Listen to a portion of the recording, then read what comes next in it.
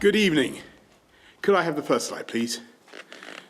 Thank you. On the 16th of April, we set out our 5 tests for adjusting the lockdown, and since then they have guided our path.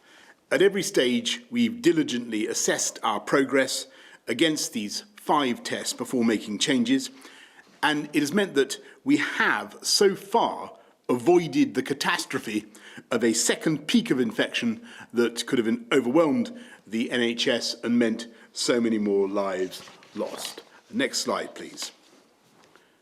So our first test is to protect the NHS's ability to cope, so we're confident that we're able to provide sufficient critical care and specialist treatment right across the UK. Well, the NHS coped fantastically under the extraordinary pressure of this pandemic. On the 20th of June, 283 people were admitted to hospital with coronavirus in England, Wales and Northern Ireland, down from 438 2 weeks earlier, and down from a peak of 3,432 on the 1st of April. And on the 22nd of June, 340 patients with coronavirus were in mechanical ventilation beds in the UK, down from 513 2 weeks earlier and down from a peak of 3,301 on the 12th of April. These numbers provide confidence that we are still meeting the first test. So the next slide, please. Our second test is to see a sustained and consistent fall in the daily death rates from Covid-19, so that we're confident that we've moved beyond the peak. Of those who've tested positive for coronavirus across all settings, it saddens me to report that 42,927 have now died. 171 fatalities were reported in the 24 hours till 5 p.m. yesterday. A further 109 deaths, which occurred in April, May and June, have been identified and added to the total. As measured by a 7-day rolling average, the UK daily death rate now stands at 121, down from 216 2 weeks ago and down from a peak of 943 on the 14th of April. The second test, therefore, is still being met. Next slide, please. Our third test is to receive reliable data from SAGE showing that the rate of infection is decreasing to manageable levels across the board. In total, 306,210 people have now tested positive for coronavirus, which is an increase of 874 cases since yesterday. The 7-day rolling average of new positive cases is now 1,147, down from 1,543 2 weeks ago, and down from a peak of 5,195 on the 14th of April. Approximately 1 in 1,700 people in the community in England are now estimated to have the virus, which is down from 1 in 400 4 weeks ago. SAGE believes infections across the UK are shrinking at a steady rate of between 4 and 2% every day. Based on all the various data available, the government is confident that the third test is being met. Next slide, please. Our fourth test is that we must be confident that the range of operational challenges, including on testing capacity and personal protective equipment, are in hand with supply able to meet future demand. Yesterday, 237,142 tests were carried out or posted across the UK, compared to around 12,000 at the start of April. The new NHS Test and Trace service has already advised over 87,000 people to self-isolate who might otherwise have unwittingly transmitted the virus. We have contracted with over 175 new suppliers able to deliver PPE at the scale and the pace the UK requires, and this progress means we are satisfied that the fourth test is being met. Next slide, please. Our fifth and final test is that we must be confident that any adjustments to the current measures will not risk a second peak of infections that might overwhelm the NHS. I'm once again grateful to the Chief Scientific Advisor and the Chief Medical Officer for their advice on the measures that I'm about to set out. I can confirm that the government judges that we have met the fifth test and we're therefore satisfied that all 5 tests are still being met. So on the 11th of May, we set out our plan to recover. And that plan, as you may remember, set out 3 steps for adjusting the lockdown. Step 1 was implemented as we set out on the 13th of May, enabling people to spend more time outdoors. Step 2 was implemented as planned in phases on the 1st and the 15th of June. Shops have opened, children have started to return to school, and people have been able to see more of their loved ones. Now, step 3 can be implemented as planned on the 4th of July.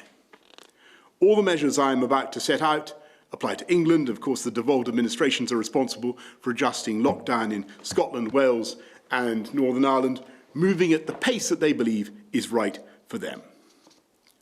After a long period of asking you, the British public, to follow very strict and complex rules to bring coronavirus under control, we can now make life easier for people to see more of their friends and family and to help businesses get back on their feet and people back into jobs. Critically, we can make a change to the guidance on 2 metres, which kept us safe while transmission of the virus was high, which can now be modified. Having considered all the evidence, while staying at 2 metres is preferable, we can now move to 1 metre plus, where it is not possible for us to stay 2 metres apart. That means staying 1 metre apart plus mitigations which reduce the risk of transmission. And these precautions could include installing screens, making sure people face away from each other, providing hand washing facilities, minimising the amount of time you spend with people outside your household and of course being outdoors.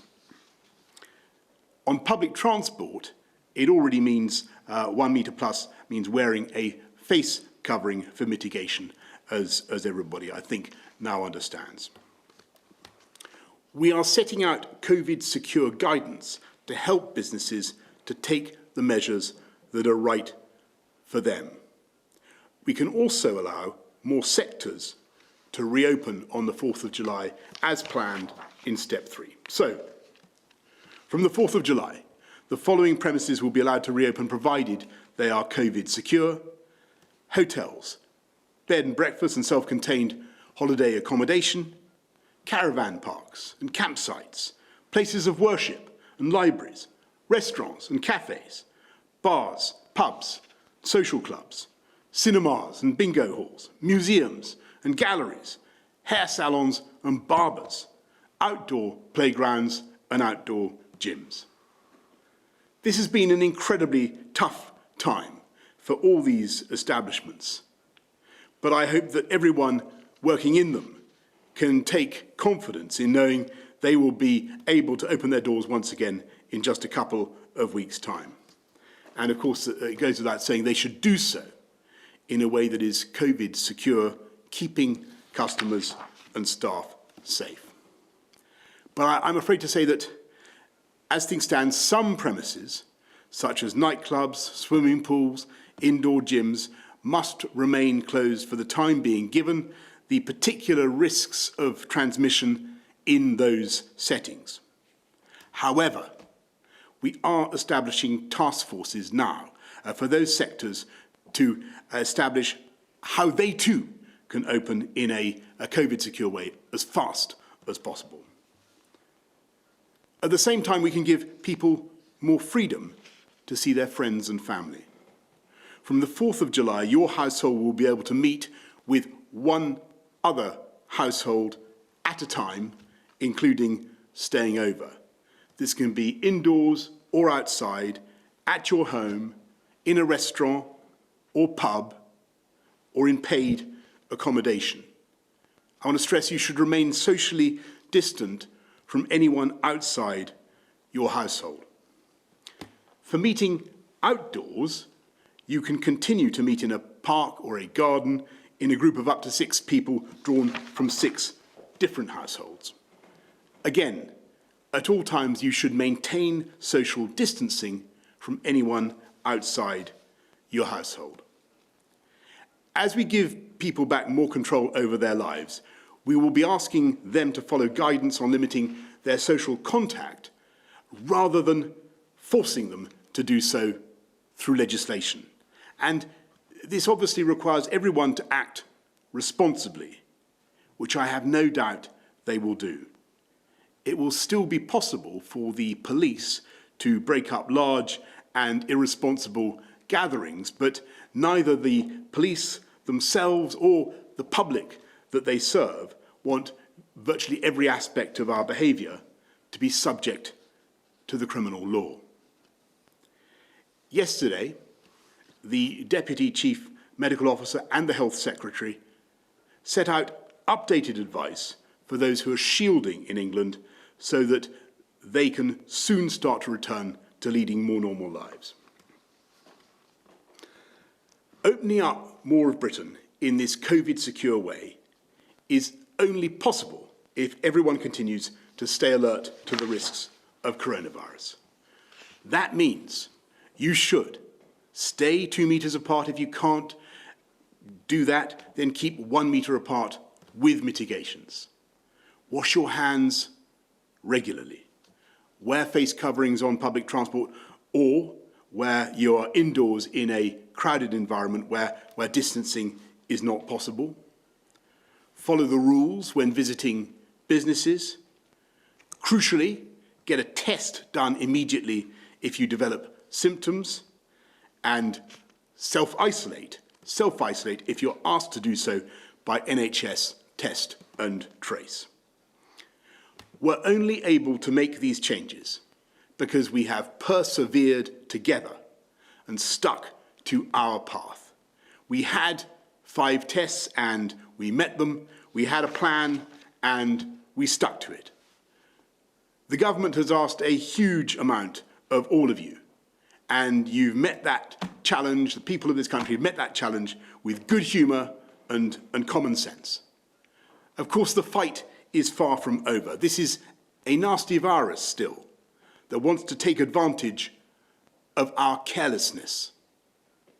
There will be, I'm afraid, there will be local outbreaks.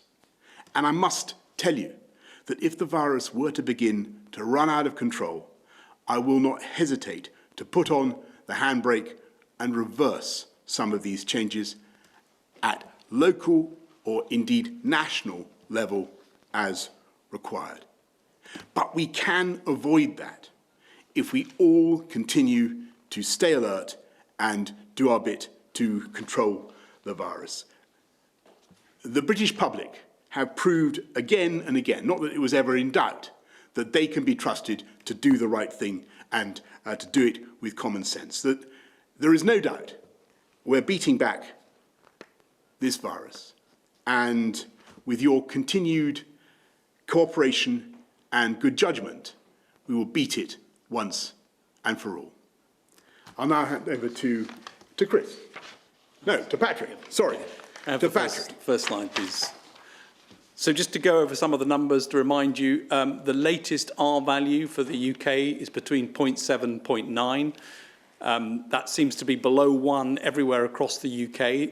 We're getting updated numbers again later this week. So everything looks like the numbers continue to go down and the epidemic continues to shrink, albeit slowly, at a rate of something between 2 and 4% per day.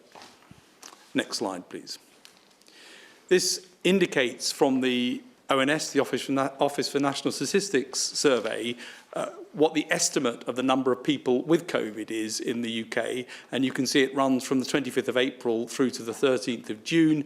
And there's a steady decrease in the number of people with COVID from somewhere above 0.3% to 0.06% of the population with it. But you can also see that it's flattening off. It's not going right down to 0, and that's important to remember. The infection is still here. Next slide, please. Estimated 33,000 people with COVID infection in the community over the period of the study, most recent period of the study. That's 0.06% of the population with COVID still present. And just as a reminder, something in the order of 5% of people have antibodies to this disease now, suggesting that the number of people who has been infected is still limited across the UK, and most of us have not had the disease and therefore remain fully susceptible to it. Next slide, please. Unfortunately, many people have died, and this shows the figures for deaths against the average over the past 5 years. So in the top curve, the green curve, you see the deaths for this year with the peak, which is due to COVID. In the dotted line, you see the average for the 5 years previously. And what you can see is that we're coming back down to average levels of death for the UK now. And that's due, in the purple line, to the decrease in COVID deaths and the other consequences of the COVID infection. So it is coming back down towards baseline, towards normal. But don't be fooled that this means it's gone away. The disease is growing across the world. It's coming down in the UK, but it hasn't gone away. And we need to be absolutely sure that with the new relaxation, that we stay rigorously to the things that need to happen in order to stop the spread, contact to contact, to stop the networks of spread developing, and to make sure that COVID secure really means COVID secure by the way we all adhere to it. Thank you. Thanks very much, Patrick. Chris, did you want to add something? Just add a few comments, Prime Minister, to what you said from a medical point of view. And this is really because all of us in every country are having to find a sustainable balance because we have to live alongside this virus for the foreseeable future and find a way. No decision is going to be risk-free. It's about finding a balance of risks that allows us to operate in a reasonably normal way for a prolonged period. And I think it's just worth situating the decisions that have been taken in terms of the multi-layered defence that all of us have to be part of to stop this coming back in large numbers. The first thing is we all need to take part in isolating the virus. If we have symptoms of cough, of fever, of losing smell or sense of taste, then we must self-isolate immediately and we must ask for a test. We must get our households to self-isolate, and that's because if we have got the virus, if I have got the virus, then the rest of the household have a very high chance of having caught the virus. And then if the test is positive, NHS Test and Trace will try and find close contacts over the previous few days so that they can be isolated to make sure that anyone with the virus who hasn't yet developed symptoms is taken out of the general population at home, and that reduces the transmission. So that's the first thing, isolating the virus. We all have to be part of that. The second is we all have to do the things which individually make it harder for the virus to be passed on. Washing hands, absolutely critical, because one of the ways you pass it on is by touching surfaces that have been contaminated. Covering mouth for coughs, and wearing face coverings in situations where you can't keep a distance, such as public transport or many shops. But the third group of things that we have to do are things which link households together. And a lot of the changes made today are around the way in which we reduce the risk of transmitting between one household and another household. And some of that is trying to encourage people only to have 2 households at any given time indoors, with a bit more flexibility outdoors, because the risk is much lower, it's not 0 outdoors. And then in environments like shops and restaurants and pubs, to make sure that we can meet together in a safer, not completely safe, but a safer way. And a lot of the changes are about emphasising things that we can do. And it is really critical that individuals and firms take these really seriously, because if we don't take them seriously, then chains of transmission between households will be re-established. And they include staying at 2 metres if people can, If that is not possible in a particular environment, there are several things, as the Prime Minister said, which can be done to reduce the risk so that it is broadly similar to what it would be at 2 metres. These include things like orientation, making sure people are not face-to-face. It might include physical barriers. It might include things like ventilation.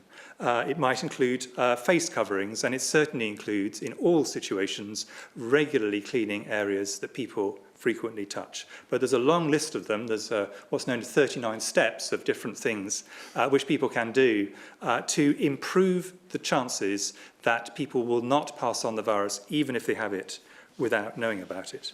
And then the final two, the shielding programme for the most vulnerable people, which the Prime Minister's talked about, which we've had modifications to that were talked about yesterday, and the very final one, which is one more widely, which is the effort of science to come up with cures, with vaccines, with diagnostic things to help us. And the paper from the UK that looked at dexamethasone showing that reduced mortality was published online today, for example, as one of the first steps to get on top of this from a science point of view.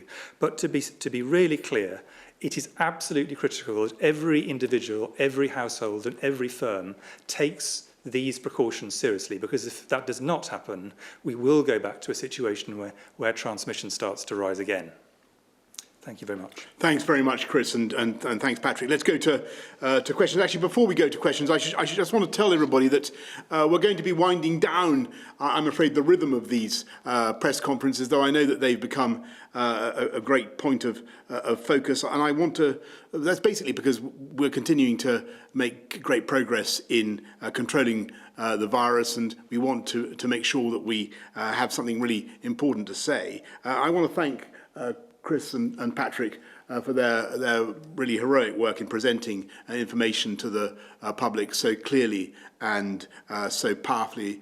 And I want to stress also that we will, of course, be keeping you informed. As I said, I'm afraid there probably will be more outbreaks, certainly local outbreaks, and I don't think, therefore, that you've seen the last of us by any means, but they will not be happening as often as they have been. However, we will be making sure that all the information that you want, that you normally get in the slide packs, will be available on the website at gov.uk. Now, we're going to go to our questions, first of all, from the public. Can we go first to Suzanne in Chesterfield? Suzanne.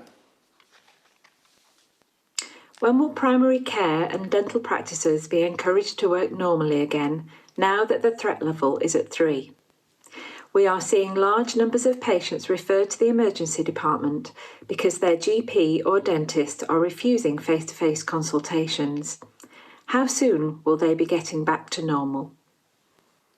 Right. Well, thanks very much, Suzanne. As far as I know, we dental care certainly, and primary care, dental care we got back a few weeks ago, and in the NHS, and primary care should be functioning as normally as possible. We do want people to be taking advantage of this moment. If they do have conditions that need to be attended to, go to your doctor, go to A&E. One of the most important successes that we've had is protecting NHS capacity. We don't want to see people suffer through not now using the NHS, Suzanne. But I think I should probably ask the Chief Medical Officer to give some further comment.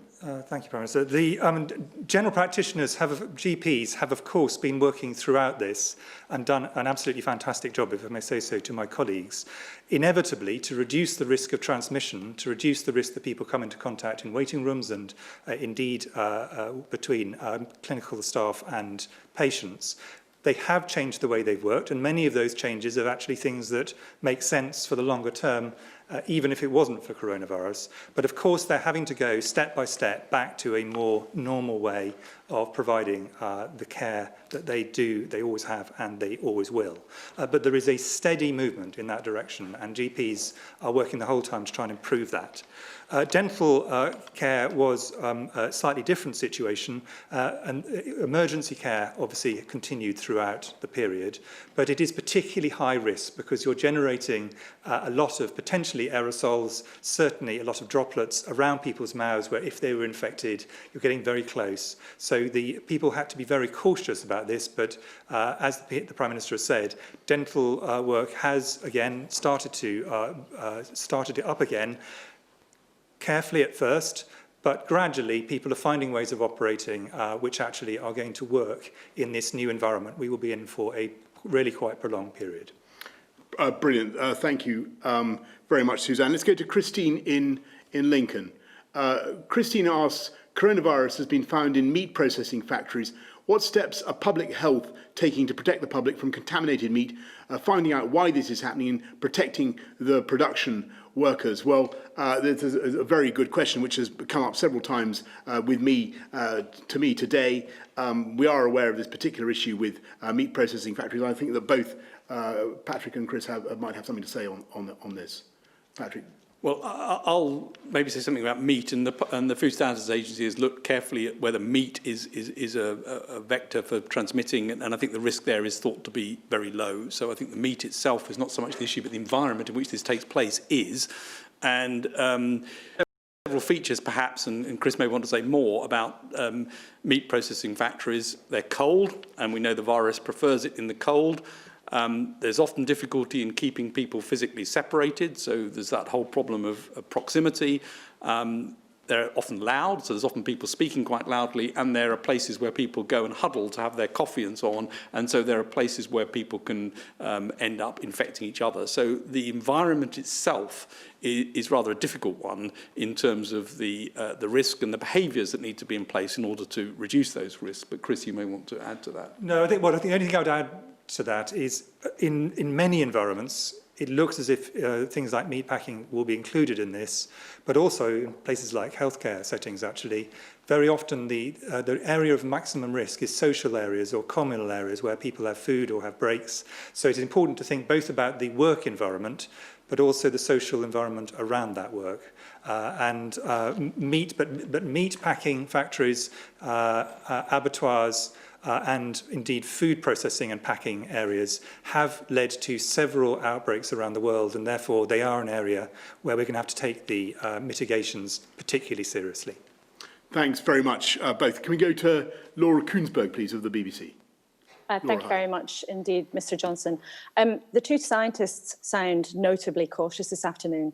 Prime Minister, opening up does open up more risk to our health. Will you take responsibility whatever happens next?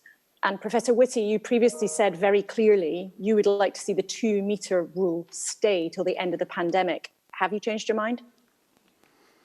Well, can I say, Laura, that I think that it is absolutely right for everybody to be cautious right now. And I hope that everybody listening to what we've set out can understand the balance in this package and the need to have a gradual opening up combined with continued measures to prevent the spread of the virus and to restrict social contact. And that it's very clear that that is precisely how and why we're able to move forward with the opening up, the reopenings in the way that we are. And yes, of course, Laura, I take a responsibility, the government takes responsibility for these decisions. We're indebted to our scientific colleagues for their advice continually, but it is our responsibility to choose. On the 2 metres, I mean, one of many answers which I've given in these press conferences where I've probably used rather more shorthand than I ideally would do. But as the Prime Minister made clear, the advice to stay at 2 metres if you can stay at 2 metres remains. So what changes is that there are environments where that isn't possible, and what the scientific environmental groups have looked at, and they looked at this very carefully, is if people take them seriously, if they apply them as best, properly, it is possible to reduce the risk in a very structured way down to something which is broadly equivalent to 2 metres. But that's not something in ordinary environments you're going to be wanting or needing to do. So, as I say, advice on 2 metres remains, and the 1 metre is a 1 metre plus mitigations which bring it into line with other areas. And that's why people must take it incredibly seriously. Thanks very much, Laura. Can we go to Robert Peston of ITV? Robert. Good afternoon, gentlemen.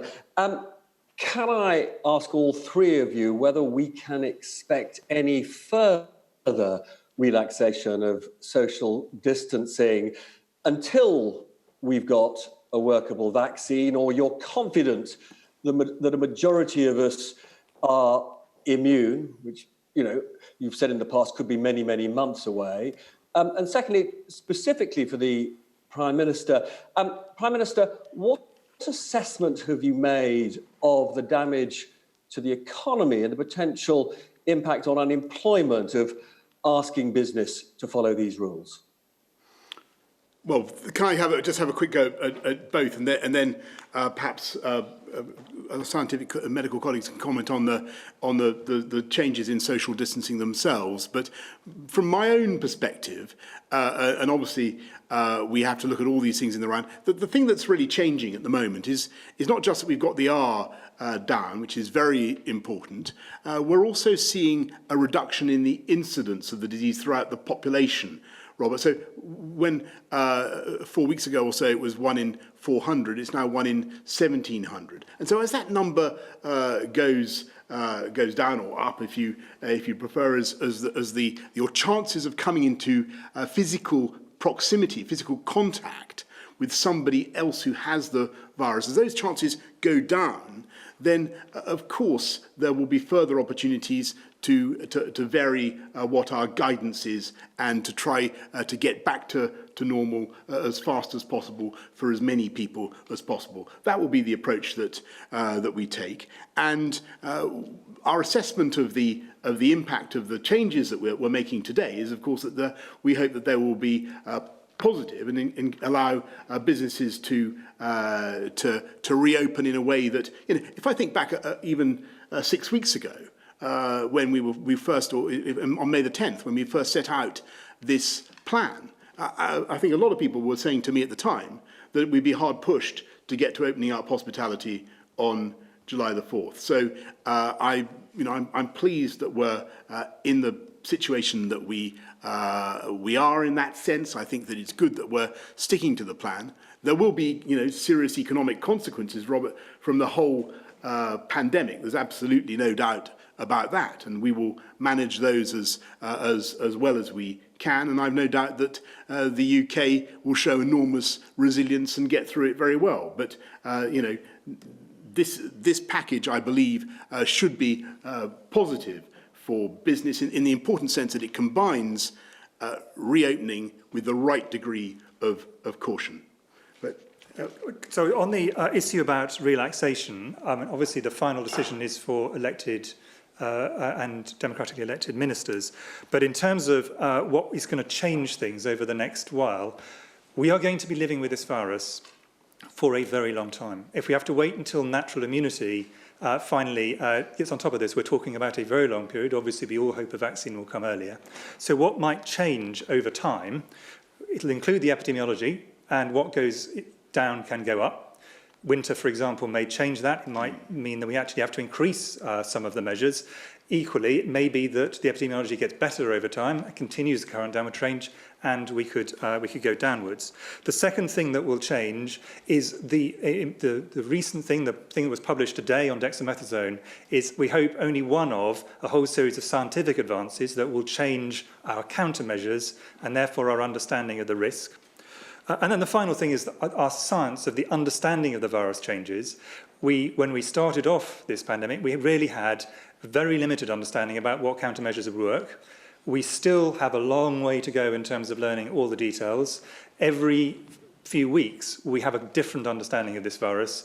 And therefore, as our understanding changes, our countermeasure changes, and the epidemiology changes, of course, there may be a possibility to relax some things, and there may be sometimes a need to increase others. So I think this shouldn't be seen as a static picture for several different reasons, but it's going to be a long haul. And we really, everybody standing here fully appreciates this is going to be a long haul. Yes, I mean, I think this leaves us in some way in a limited number of options. Somehow it burns itself out and disappears. Seems extremely unlikely. And there's no evidence it's going to do that. And there's no particular pressure on it to disappear in that way. So I think it circulates in the way that Chris has said, and we may expect to get more of this in the winter. The second is that we do get a vaccine. And there are many vaccine projects across the world, some of them in the UK, and the most advanced probably is the one in the UK from Oxford. Those vaccine projects, of course, we can't bet on any one of them winning, but there are lots of them out there. So you'd be, I think, moderately optimistic that one of them will give something, but you don't know. And the third is, to Chris's point, to build on the successes so far, which is one drug which has antiviral effects of some sort, remdesivir, and seems to shorten stay in hospital. Another, dexamethasone, which reduces death in those patients who require oxygen in hospital. Those are building blocks that have come quite quickly, if you think about it, and we'd expect to get more of those that can gradually help. So those are the things which allow you to then limit the sorts of distancing we have, and as Chris has said, to build up a natural level of immunity is going to take a very long time. So I think we're with this for a long time. We hope that the vaccines and the therapeutics come along soon, but there are no guarantees on any of those. And therapeutics, we've got a building block, we've got a first step. Let's hope that that progresses more quickly to make this a manageable disease, which again would change some of the restrictions that you might need to apply. Thanks very much, Robert. Sam Coates of Sky. Prime Minister, the changes that you've announced today, particularly ending the 2 metre rule, only apply in England and not to Scotland and Wales and Northern Ireland. Why do you think that is? Are the leaders of the devolved governments making a political point, or just being glum buckets and scaremongers? Or do they just think that the science, which hasn't really been published behind this decision, doesn't support the conclusions you've made today? And to Patrick Vallance and Chris Whitty, you've been absolutely crystal clear that the risks from coronavirus haven't gone away, and your tone is noticeably more cautious than the Prime Minister. Firstly, how worried are you that the public reaction to this overall package might cause an uptick in transmission? And could you just put on record, do you both personally support the whole package, including the 2 metre thing, the 2 metre rule change? And did SAGE officially, fully approve the whole package of changes? Well, Sam, I'm respectfully going to dissent from your characterisation of my tone today. I think I've been absolutely ruthlessly even-handed in the way that I've set this out. There is progress that we are making, important changes that we're able to make to begin the opening up of the economy. But I think I could not have been clearer that we must be cautious. And you'll have heard all the things that we've said about maintaining social distancing, all the mitigations for getting down to 1 metre where you can't do 2 metres. I think people will get the necessity for progressing with caution, which is what I'm recommending. On the 4 nations, look, all 4 CMOs, all 4 chief medical officers across all 4 home nations came together to agree the change in the alert level from 4 to 3, and there's far more harmony, believe me, between our approaches than you might sometimes pick up from some of the way it is presented across the scene, and I've no doubt that the UK will continue to advance in the same direction and at more or less the same pace. So obviously, as I said earlier, it is up to devolved administrations to make their own dispensations and make their own cases. Chris, sorry. Well, maybe I'll start on the 2 metre, because I've stood here before and said this, and the evidence is published, actually, which is, as Chris said earlier on, 2 metres is safer than 1 metre if it's all unmitigated. But if you add the mitigations, and this is all in the papers that we've published, so if you start looking at things like orientation, are you side by side or back to back? Is ventilation good? Are face coverings being worn? Are other screens in place? Number of people in an enclosed environment is an important thing. You don't want to pack lots of people in, irrespective of whether they're 1 metre or 2 metres apart. The time in which people spend in certain environments, and the environment itself, as we've just discussed, in terms of the characteristics of that environment. Those are all features which are important, and what we've said in the work that's been done by the Environmental Modelling Group is that 1 metre can be, with mitigations in place, can be equivalent risk to 2 metres, and that's the basis for how you can make decisions, and those are then policy decisions on the back of that. In terms of SAGE is clearly not a decision-making body, it's an advisory body. The advice goes to all 4 nations and is used in all 4 nations and is consistent across all 4. Thanks. Sorry, just add on a minute.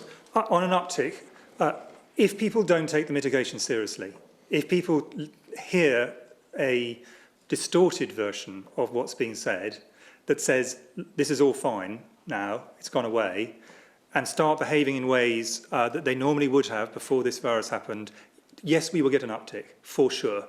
So it is absolutely critical people stick to the guidance that's been given. It's a changed guidance, but there are still very significant restrictions socially, and there are very significant restrictions on business of different sorts. It's really critical we do that.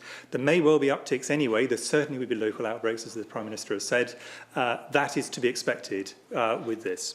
Personally, am I comfortable with it? This is a balance of risk. It's like many things in medicine. You don't go in for operation unless you absolutely have to. It's a balance of risk. And I think that this is a reasonable balance of risk. It is not risk-free. Absolutely not risk-free. Nobody thinks it is. And we may, at some point, say that particular bit of the decisions that were taken is too much of a risk with the benefit of hindsight, and we have to go back on it. But it is a balance of risk informed by reasonable professional judgments. As Patrick has said, the job of advisors is not to sign things off, it is to give advice. And then finally, I would just like to make a point, because I really want to praise the work of my fellow Chief Medical Officers across the UK. We have worked absolutely in lockstep. My first meeting this morning, before 9 o'clock, was with the Chief Medical Officers of the 4 nations, and my last meeting this evening will be a teleconference with them and many other senior clinicians. We really do work together. We share the science, we share advice from SAGE and elsewhere, we share intelligence, and we share opinions. So I do not want anyone to get the impression it's perfectly reasonable for different nations to take slightly different approaches, but the idea that there isn't a technical underpinning that is a shared understanding, I really would like to quash. That would be an incorrect impression. Great, thanks very much, Sam. Let's go to George Parker of the FT. Thank you, Prime Minister. Can I just follow up on Sam's question and put this directly to Patrick Vallance? I think Chris Whitty just gave an answer to Sam's second question. Do you support the decision the government's announced today to loosen these restrictions on July the 4th, including the 2-metre rule? And to you, Prime Minister, I was speaking to a Conservative MP today who said Britain is going bust. People are scared to go out of their homes, to go back to the shops and pubs. I'm a little bit unclear about whether you think it's a good idea to go out and about now. And if you do think that's a good idea, what can the government do to give people the confidence they need to get the economy going again? Patrick, do you want to go? Yeah, sure.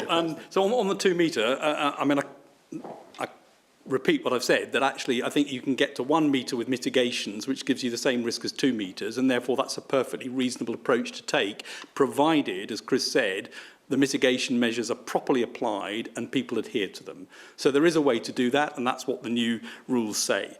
In terms of the package that's been announced, it is not risk-free. It cannot be risk-free. Every time you take a step to open up, there is some associated risk with that. The right way to deal with that is then to monitor, measure, and be prepared to take steps to reverse things as they need to be. So in terms of, is this package one that is reasonable and one that actually would allow you to do that and measure? Yes, you can do this and measure. And you need to be prepared where there's local outbreaks to deal with them locally. And if they become beyond local, then you need to deal with them at regional and national levels, which would mean reversal of some of the measures. And that is the only way in which you can then keep on top of this. So measuring and monitoring becomes an incredibly important part of this. Thanks very much. Well, George, let me just say, I think it's great to see people out shopping again, and frankly, I can't wait to go to a pub or a restaurant, even if it may not be wholly compatible with the new diet that I'm on. And I hope that people will. I think people need to go out. I think people need to enjoy themselves and rediscover things that they haven't been able to do for a long time. And I want to see bustle. I want to see activity. But let's be absolutely clear that I also want to see everybody being careful, staying alert, and following the guidance. And so far, I think everybody has shown a massive common sense. They've worked together. They've stuck to the plan. We've got the thing under control. Let's keep it under control. We've set out a way of doing it. The guidance is there. Let's follow it, and then we can make even more progress together. Can we go to Mesa Hall of the Daily Express? Thank you very much, Prime Minister. Good afternoon. To the scientists, you both said that we're in this for the long haul with many of the restrictions still. As this is the last of these daily briefings, what is your best guess at the moment at how long it's going to take before we do finally see the back of the hand sanitisers and the face coverings? Is it going to be years if we don't find a vaccine? And Prime Minister, to follow up on George's question, really, economic data suggests that many households who've been fortunate enough to stay in work have built up savings during the lockdown. Do you really want to encourage those people to get out and to spend and to get down the pubs and cinemas and hairdressers and make July the 4th a bit of a day of national celebration to kick off the recovery? And could I ask you, Prime Minister, what is the one restored freedom that you are most looking forward to enjoying again on July the 4th? Sorry, Patrick, Chris, why don't you go first? Well, I can't put a time on how long this will take, and I think that the ways in which we get out of this I've described, which are either it goes away, which I don't think it will, or we wait for a vaccine and therapeutics to really enable us to do it. We're on the way with therapeutics. We're on the way with therapeutics. So there are some. That does create an opportunity.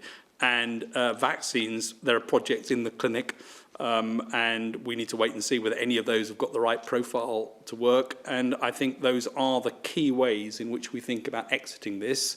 And I'm optimistic that somewhere in there, and I can't tell you exactly where, there's going to be some progress. And I think most likely in therapeutics to start off with, but fingers crossed one of these vaccines will come good. And I think it's highly likely that one of them will do something. And we just need to wait. I'm afraid it's a game of patience. If I could, so I would be surprised and delighted if we weren't in this current situation through the winter and into next spring. I think then let's regroup and work out where we are. But I expect there to be significant amount of coronavirus circulating at least into that time. And I think it's going to be quite optimistic for science fully to come to the rescue over that kind of time frame. But I have an absolute confidence in the capacity of science to overcome infectious diseases. It has done that repeatedly, and it will do that for this virus, whether it's by drugs, vaccines, or indeed other things that may come into play. So, for the medium to long term, I'm optimistic, but for the short to medium term, until this time next year, certainly I think we should be planning for this for what I consider to be the long haul out into 2021. Yeah, Mesa, as for all the things that I'm looking forward to, well, there's a very long list. I'd love to go to the theatre again. I'd love to go and see the Globe. I'd like to go to a restaurant, frankly. I would love to get my hair cut. I want to make one thing clear. I would love to play village cricket again. And I want to stress that we are working on all of these things. We are working with all the industries, all the performing arts, with theatres, with everybody, gyms, all the bits that we can't quite do at the moment. Sports such as cricket. We're trying to make it work as fast as we possibly can. So don't think that this package represents the summit of our ambitions. It's as far as we can go for now. But I want to stress again, we won't be able to make further progress unless we continue to work together to keep this virus under control. And as for July the 4th, well, I hope it will be a great day. But obviously, people have got to make sure they don't overdo it. And we can't have great sort of. I know that Chris is particularly worried about this. We can't have great sort of writhing scenes in the beer gardens when the virus could be passed on. This has got to be done in a sensible way. People should be giving their names to the pubs, to the restaurants, doing things in a way that allows us, if something does happen, to track back, to test and trace and stamp out any outbreak. That's the absolutely crucial thing. So people should, of course, enjoy themselves, but as Chris and Patrick have said, this is going to be with us for a while, and we've just got to adjust and make it work. Let's go to Hugo Guy of the Eye. Prime Minister, you've said that one of the new freedoms from the 4th of July is that people can go on holiday within the UK. Yes. Can people now also go on foreign holidays if they're willing to observe the 14-day quarantine when they return? And can I also ask Sir Patrick and Professor Whitty, are you both confident that the existing test and trace scheme is working properly and is efficient enough to crack down on any future localised outbreaks? Well, Hugo, very, very briefly, as you know, the current advice is still that people should avoid non-essential travel, but we will be reviewing the situation on the 29th. We'll be looking at the quarantine rules and what we can do to create air bridges. So I acutely understand people's desire to do this and need to know. We will get on with it as fast as we can. I think that it is very important for every country that has really successfully cracked down on this that we do have arrangements to stop the virus being re-imported into the country, and that's why it's necessary to have quarantine arrangements. But I'd also say to people, this is a fantastic country to go on holiday in. And, there should be, I wouldn't hesitate to recommend staycations as well. Test and trace is already doing a lot, and that will be having an impact on reducing infection. The biggest thing that I worry about, if I'm honest, is that people don't report that they've got symptoms, so get a test, and then if someone is contacted by the NHS test and trace, that they don't engage properly with that process. By reporting when people have got symptoms, getting a test, and if it's positive, isolating, that is a huge service to the rest of society, because that is the way that we ensure that people who have got the virus or might have the virus get out of circulation temporarily, and that reduces the risk to absolutely everybody. So I would really, really want to stress the importance of people engaging seriously with this. And Baroness Harding, Dido Harding, who's actually leading this, made clear right from the beginning that it would take a while to reach cruising altitude for this. It is improving every day. I see the day-to-day on this. It will continue to improve over the summer, and it's already making a contribution. It will make more of a contribution, and in due course be a very major part of our defence against the return in a big way of this virus. But it does depend on people really engaging with it and engaging with NHS test and trace from the symptoms all the way through to the isolation. Brilliant. Thanks, Chris, and thanks, Hugo. Let's go finally to Jessica Frank-Keys of the Eastern Daily Press. Prime Minister, at the Eastern Daily Press in Norfolk, I've written a series of reports into a generation of our most vulnerable children and young people being failed and forgotten during this crisis. Experts fear the scale of the fallout on those already most at risk is being masked, with warnings of lifetime consequences for children trapped in abusive homes, cut off from support services, and facing widening attainment gaps from wealthier peers. You've recently become a father again, and these systemic disadvantages are challenges your son will never have to face. You've applauded footballer Marcus Rashford's personal campaign to ensure no child goes hungry this summer, but these problems existed before the coronavirus crisis hit. I know the government has launched the catch-up scheme, but what will you personally do, and what long-term initiatives will you bring forward to tackle these ingrained inequalities and ensure no child is forgotten? Well, thanks very much, Jessica. And look, I totally agree with you about one of the most unfair aspects of this crisis, which is that obviously the disease has been discriminatory in the way it's hit certain communities, certain groups of people. Well, if you want to continue watching this final coronavirus briefing, you can do so on the news channel. But now unfair in the way that it has impacted on young people's and children's education. And there's no doubt, if you look at what's happening at the moment, one of the saddest things is that it's kids from deprived backgrounds who really need to be back in school who perhaps aren't going back into the primary school classes that are open in the numbers that they could and should. And we really want to urge them urge all parents to get your kids back into school, into early years reception, year 1, year 6. They're there, and we're encouraging primary schools to take more if they can, more children, more pupils if they can fit them in, because that's about social justice, Jessica. It's very, very important that kids get access to education. It's also important, you'd ask what I'm going to do personally now. We've got to look at what's happening across the whole of the country, and there are areas of the country that do need more investment in their schools, in their school buildings, and we're going to be doing a lot on that,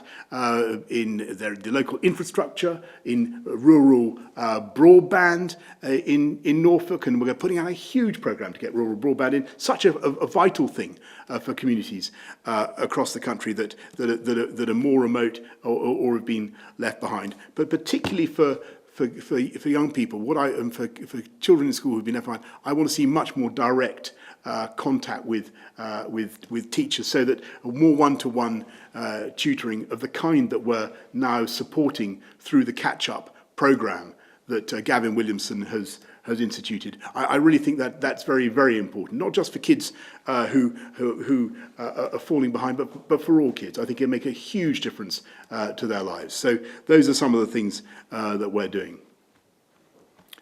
Thank you very much. Thank you very much, Jessica. Well, listen, I think we should probably conclude it there. I just want to say a couple of quick things in finally. All kinds of things have changed since this virus emerged in our understanding of the virus, but some important things have also changed in our ability to fight it. And I would mention, obviously, the huge efforts that the public made to control it, but also the appearance of dexamethasone, remdesivir. Perhaps there's more potential for packages of drugs, and the UK playing a lead role, particularly in dexamethasone. Also, test and trace. This can be, as I said many weeks ago, this can be a real game changer for us, and the activities of the Joint Biosecurity Centre also make a big difference. So, although the virus is the same and it's just as dangerous as it was, we're now better at dealing with it. And I think that should be giving people much more confidence now as we go forward. But as I say, and as I've said throughout this press conference, this virus is still out there. The only way to beat it is to stay alert, to follow the guidance, and to save lives. Thank you all very much. Thank you.